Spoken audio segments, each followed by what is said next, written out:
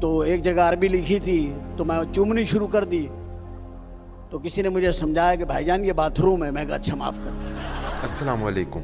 मोहम्मद उमर 19 अप्रैल 1955 को लियाकताबाद कराची में एक उर्दू बोलने वाले ख़ानदान में पैदा हुए।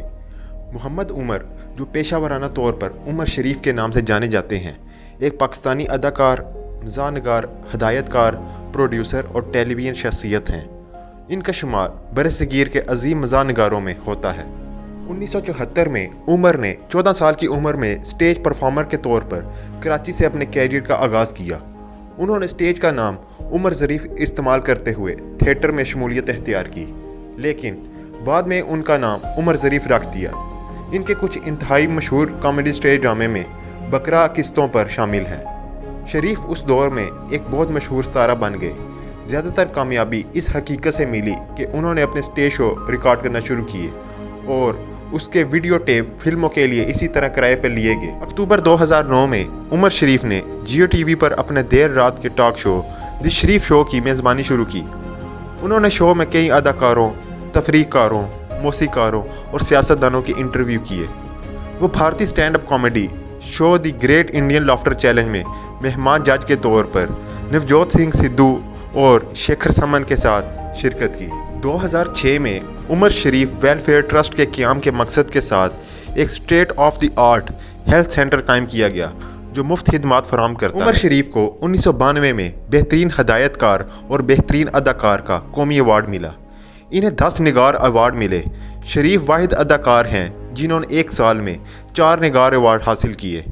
इन्हें 3 ग्रेजुएट अवार्ड मिले। उमर शरीफ तमगा इम्तियाज़ के वसूल करंदा भी हैं। उमर शरीफ मज़ाक के बादशाह के तौर पर जाने जाते हैं। वो बरसगीर पाको हिंद के अजीम मज़ाहनगारों में शुमार होते हैं।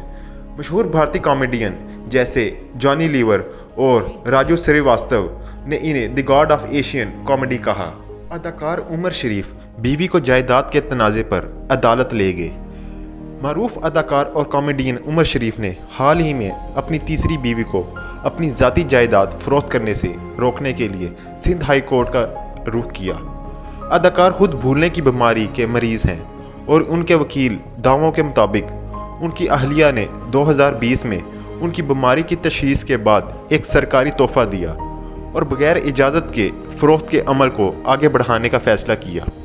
केस के हवाले से बाज़ाब्ता तौर पर नोटिस जारी किए गए और इसकी तारीख मुकर्रर की गई है।